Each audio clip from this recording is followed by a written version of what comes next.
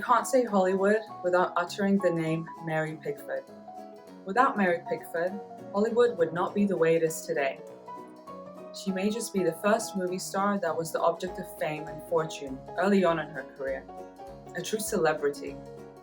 She was instrumental in cementing Hollywood as a hub of innovation and artistry. Does United Artists, Academy of Motion Pictures, as well as MoMA come to mind? Well, she was one of the founding members of United Artists, part of the 36 founding members of the Academy Awards, and the supporter of the first motion picture archive in the US, located at the Museum of Modern Art in LA. Connections obviously get you a long way. They always have and always will. In Mary's case, being Charlie Chaplin's co-star and business partner, as well as Douglas Fairbanks' wife and business partner, gave her a seat at the big boys table. But we cannot deny her success in Hollywood due to her relentless and passionate attitude to the art of acting. She's totally self-made. Mary's career began in Toronto as a theatre actress when she was 7 years old. She was business savvy and money-oriented from an early age. In 1909, at the age of 17, D.W. Griffith screen-tested Pickford for the Biograph Company. She instantly caught his eye. She starred in 51 films by the end of 1909. Not to mention, she insisted on getting paid $10 a day, compared to other Biograph actors who got paid $5. Since 1909, her rise to fame was quick. She was known to cinema goers as the girl with the golden locks, and she firstly established herself as a silent film superstar. Then, after departing Biograph, Pickford collaborated with Adolph Zukor of Paramount Pictures. Not only did they form a contract where she would be paid $10,000 a week, but Pickford would have full producing authority over the films she starred in. In 1930, Pickford won the Oscar for Performance of a Lifetime in her first ever talkie called Coquette.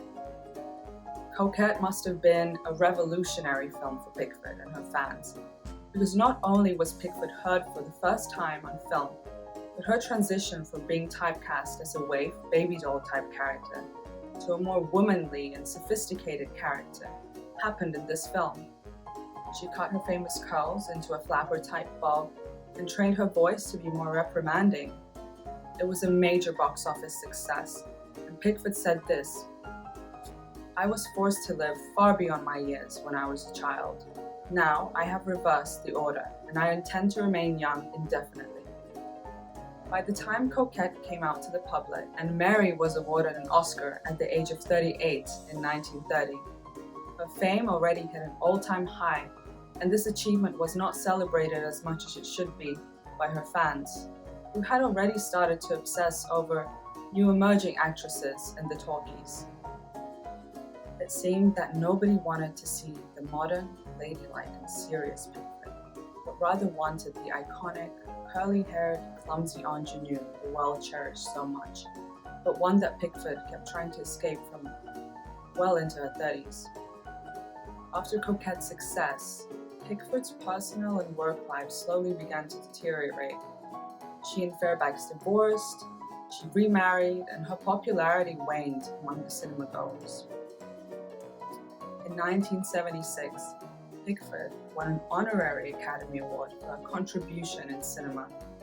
This award may just be even more important than the first, as it symbolizes a lifetime of hard work. Pickford's journey from being a moneyless, fatherless eldest child from Toronto, Canada, to becoming a major motion picture star and businesswoman is inspiring. The duality of Pickford representing a naive yet playful character throughout her on-screen career is representing an assertive and fierce woman behind the screen is telling of her multidimensional and talented persona. Her troubled childhood pushed her to become the primary breadwinner in her family, and ultimately made her one of the first women in Hollywood who sat at the executives' table to make big decisions in film production. I think Pickford's influence behind the scenes of filmmaking is just as prominent as her acting.